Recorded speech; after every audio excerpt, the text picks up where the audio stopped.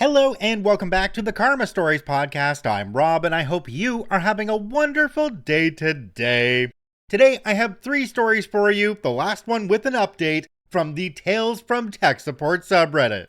The Karma Stories podcast is published to all major podcasting platforms, and you can also read along on YouTube under our @Karma Stories podcast handle. If you have a story you'd like to submit to the podcast, you can do so by email at karmastoriespod@gmail.com. Alright, on to today's stories. Let's get our nerd on. This story comes to us from Kibu Fox, the computer that was confusing itself. Woes of cordless headphones. Oh, it's been forever since I've waded into these hallowed halls of coffee addicts, trying to convince people that yes, a computer must be plugged into work. Sorry it's been so long, but with my current job, I don't often have stories that would interest folks here. I mean, sure, I have stories. I still work in a form of technical support, but not like I did back in 2017 when I was one of many folks in a cube farm out in Salt Lake City. I know some folks there read this, so hi guys. I currently work in game development in a curious little tech support adjacent position that's generally called bug tracking. It's not unlike your usual tech support situation, though there are times I get to be a bit more snarky with the explanations than a call center tech agent might otherwise be allowed to be. I mean, I can call someone out for complaining that their pirated version of the game isn't working, and not face any real consequences for pointing out their behavior. This isn't that kind of story. So recently, I picked up a ticket for a rather curious bug, and set about doing the work tracking down just what on earth was causing the problem. The bug report said, and I quote, "Game crashes when I plug in my headphones." Yeah, I read that, sat back and thought to myself, really? I mean, how many times have you heard of a computer going nope, nope, nope, and blue screen of death because someone plugged in some headphones? I sure as heck haven't. So the following conversation began with the user. So if you plug in the headphones to play the game, the computer crashes, your game sucks, insert random typical rant here, fix this now. I can't fix it if you don't tell me what happens. I told you, it blue screens. At this point, I realize we're dealing with an entirely different beastie here. See, I was thinking that the user was getting one of those ever-present Unreal errors. But nope, he's getting the blue screen of not happy computer experience. That's different. That's more than just a crash. Does it tell you any kind of error message? I don't know. What does that matter? Oh, I don't know. Maybe because it could, help me figure out what's going on. It's your game. I know it. Followed by another long rant. Fix it. Fix it now. This kind of situation, me probing for answers and getting complained at, went on for another 20 minutes before I convinced the user that sure, I'd fix it. Though in the meantime, if they could send me the crash dump file for me to take a look at, it would help. It took ages, but I finally received the file and started poking through it, trying to figure out what crashed. intcusb.sys. Huh, that's an audio driver file. Well, not specifically, but it typically pertains to audio files. Looking closer, I see that the user had 2 versions of it running at the same time, and the computer was effectively doing the same checks twice and confusing itself. So I head back to the user. Okay, so it only crashes when you plug in your headphones? I said that already. I know, but what kind of headphones are they? Popular Bluetooth headphone brand. And when you plug them into charge, it crashes? No, when I plug them into use. At this point, I had to stop and reread that a couple times, plug them into use. That brand of headphones, they're wireless. You only really need to plug them into charge. I mean, when they're dead, you can use them wired, but wait a minute here. Are they turned on when you're plugging them in? Of course they're turned on, they won't work otherwise. Face, meet, desk. Now it makes sense. They're Bluetooth, and the user likely has a dodgy cable to connect them. The cable they come with is maybe 6 inches long. I doubt the user has their head right against the PC, so it means they're getting a conflict. The connection was just enough that the Bluetooth would kick in, connect, and start to play audio, only to have the wire make a momentary connection and go, "No, mine," to the audio driver, putting the computer into a kind of schizophrenic loop, arguing with itself about who had control of the driver. it was enough to cause the computer to throw up his hands and go, "Screw it, I'm restarting, you figure it out." I actually started laughing at this one, as it was probably the dumbest error type I've ever seen. And yeah, I could see how it would be frustrating. Lord knows, if I started seeing random blue screens after plugging in some headphones, I'd wonder what was going on. There is something of a happy ending to the story here. It took some time to walk the user through what was causing the issue and explain to them that the headphones didn't need to be connected by wire to the computer to work. Once I'd gotten the user to understand that they work perfectly well without the wire, the game stopped crashing.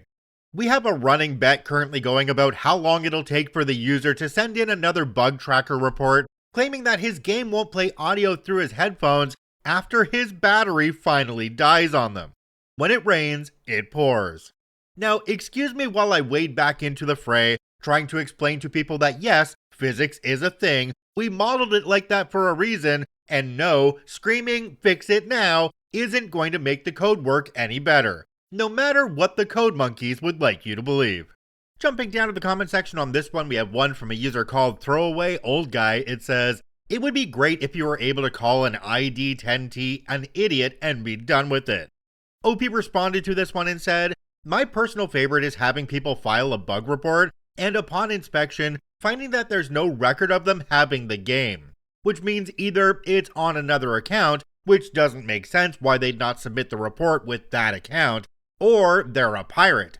In the case of the latter, I can tell them to piss off and try buying the game first." To date, there was only ever one case where a person filed a bug report on an account that didn't own the game and it was justified. That one case, for those curious, was someone who was filing a report for another user whom we were all rather well acquainted with. That other user being autistic and not actually good with filing bug reports. So yeah, when another person chimes in that the other guy is having problems, we'll look into it. I don't understand why somebody who's trying to get you to help them wouldn't provide you all the information they possibly could to help you solve their issue. This whole, "oh, just fix it" thing is never going to work unless you're willing to work with the person on the tech support side. Another thing I find interesting here though is that OP was able to continue supporting this user when it was determined very quickly that their issue had nothing to do with the game that OP was supposed to be supporting. I've worked in tech support before myself, and we were very clear with the instructions that if the issue was not our issue, we weren't able to fix it. This story comes to us from Podgerama. Coworkers' knowledge stopped at the USB stick. Here we go again, another last-minute rollout of services to a client who has been promised the world in a gold-plated basket by my colleague, known as GH. I got the call. The new client is a go. It's going to be a slog. 60 computers. We need to run around to each computer and get our software on them and rip out all the previous company's stuff. Those words from GH were enough to give me a migraine the size of Neptune. It's like the scene from The Matrix when it's revealed the machines keep the humans in a simulation of 1999 at humanity's peak. His knowledge seemed to stop then too. We need to be there from 7 a.m. so we can catch them as they come in. We need to get them onto the new Wi-Fi and get our software on there, get them configured for the new VPN, swap the antivirus client, patch them, and deploy all our other software. If we grab 2 or 3 USB sticks, we can work on multiple computers at the same time and be finished by 7 p.m., as they are a nightmare to get off their machines. Oh dear God, why? I create all the automations for my company and its clients. I've been doing this for years. He knows I do this, and I can automate 99% of all the functions we require in minutes. My brain went into defensive mode. It heard the words, but it bypassed them from actually being processed and dumped them into the blah blah blah waffle waffle bin. To defend my sanity, I logged into their Intune portal. Oh look, 60 computers checked in and all communicating without issue. OP, are you listening? Hold please, caller. What? Give me a minute, I'm almost done. Done with what? You need to call other client and tell them you need to postpone your visit. This is urgent. No. Did you not hear what we need to do? You are canceling that visit and coming with me tomorrow. How about no? I have just repackaged our agent installer as an Intune Win app and applied it to a new security group in Entra. But how are we going to get Intune rolled out to them? He thinks it's a piece of software that needs installing. It took 30 minutes to show him and break it down in a way he can understand. So forget about your USB sticks and running around. I deployed the new Wi-Fi details in Intune last week. At midnight, when we are officially in contract, we make the computer members of this security group. They will get our RMM agent deployed, and the procedures I have created for the client will push the new printer queues, install our antivirus, deploy the new VPN client and its config. No runny roundy, no USB sticks, no local admin passwords. It's all automated now. GH is on site now. He has his USB stick in hand. He's struggling to comprehend how they are joining the Wi-Fi without his help, or thinking he has done a great job, and that the 7 machines he has visited already have everything we require done to them. I don't have the heart to tell him that the 50 machines that have come online so far have all succeeded. Jumping down to the comment section on this one, we have one from a user called NDaveT. It says, I understand why he wanted to get an early start. Travel to the client site takes a long time when you go by horse and buggy. You know, it really does say something when this guy shows up the next day with the USB stick in hand. I'm having a hard time understanding how this can be one of OP's colleagues in tech support, but they're not up to date on how things work in the tech support world. I know OP doesn't come directly out and say it, but this guy's gotta be in management, because in IT, when a lot of people hit management, they just stop learning, and their tech knowledge after a while just ain't worth a crap. Our next story comes to us from Hungry Acceptable 9242. It might be good enough security for the Department of Defense, but it's not good enough for this part of government. I worked in a state government body that was attached to the state education department, and within our small organization was a business unit responsible for standardized testing of high school students. The test was a closely guarded secret, to the point where the business unit office was separated by a swipe card access door. On each desk, they had 2 computers, without even a keyboard or monitor switch box. One computer was connected to the great unwashed, the regular network, and the other was on their own physically separated air-gapped network. No connection to the outside world because, you know, security. If these people wanted to get something off the internet onto their secret squirrel computer, they had to burn it to a CD-ROM. Yes, I'm that old. And then put the CD into the other computer. Before I left there, USB drives were just becoming useful, so they started using those. Obviously, this doubled the cost of refreshing desktops, so a study was commissioned to investigate a truly secure connection to the outside world. We settled on a system that we were told was the firewall of choice for the Department of Defense. Armed with our truly secure solution, IT manager approached the director and presented the solution, which would save this many thousands over the next years. The director asked the question, so this is 100% guaranteed secure and unhackable?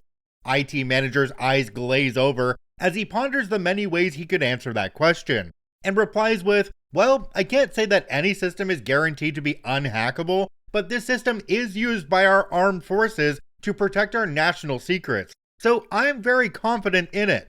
Director says, so you're saying there's a risk that our standardized test could be hacked, and we would lose thousands of hours of work and risk the integrity of the state's standardized testing for that year? Well, yes, there's a very minute chance that this system could be hacked. Well, we can't take that risk. We'll keep going the way we've been doing it all along. Insert neutral face emoji.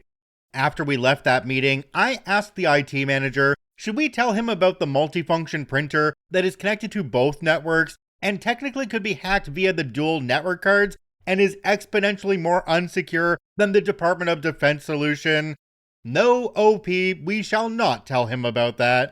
Alright, OP updated this one down in the comments. It says, some context from replies to the previous post. This was decades ago. We're not talking about national security. Perception of security was more important than actual security. Which brings me to part 2. More context here is that the swipe access to the office area housing the secret squirrel network was denied even to the IT staff. If people in that room called for IT support on the heathen network, we could remote in and support them via PC Anywhere I think we were using. If they needed support on the holy network, get it? Holy, set apart? We had to get them to meet us at the door and swipe us in. This included accessing the server for that area. Ponder that for a moment. All their data belong to us. We maintain their AD, their Linux server, and we were responsible for the physical tape backups, for which we would walk in with the safe hand lockbox, switch out the tapes, lock the box, then walk it down to the courier for the offsite storage facility. We could access all their data, but they wouldn't let us have swipe access to the room. Okay, so moving on.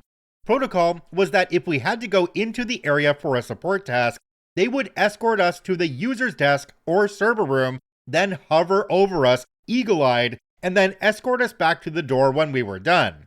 Problem was, these people thought their area was secure, and everyone in it was trustworthy, so they would leave stuff out on their desks. One evening, I was called to work on a problem in the secret squirrel room. I was there through the great migration of government office staff at the end of the working day. The person escorting me had wandered off to pretend to work somewhere else, and all was quiet, in the way that only a government office after 4 p.m. can be. As I'm clickety-clicking feverishly to perform whatever it was I was doing, decades ago, dear reader, please forgive me for not remembering that detail, I became aware of a slowly approaching noise as it went cubicle to cubicle, and I leaned back curiously as the cleaner came in, earbuds firmly wedged into ears with an opaque trash bag casually emptying the remains of daily human activity from each desk's trash can, then dusting around every desk, every monitor, and wiping down desk phones. I looked around in horror at all the materials scattered across all the desks and called over my escort and said, "What the heck?" She or he, decades, dear reader, decades, said, "Oh yes, they're fine, you're fine, carry on, let me know when you're finished." And that was when I realized that it was all pretense, all security theater. It was also the moment I realized that if a person truly wanted to gain access to company secrets, government secrets, the state standardized test, or whatever it is you hold dear in your work environment, the most invisible, unchallenged, go anywhere position to have is the freaking cleaner. I love how they have this large show of security in this place, but the one person who has absolutely no oversight has unrestricted access to the area and all the desks and everything on them without anybody batting an eyelash. Meanwhile, here's OP who has to be escorted into the area even though they're a tech support person who keeps everything running. If I ever need to infiltrate a business of any sort, I'm just gonna talk to the cleaners. If you enjoy daily Reddit stories, I encourage you to follow and add us to your favorites on whichever podcasting platform you enjoy the most. And if you're watching and listening on YouTube, please hit that subscribe button and drop a like on the video. It really helps us out. I thank you for watching and listening. I hope you have a wonderful day, and we'll see you tomorrow.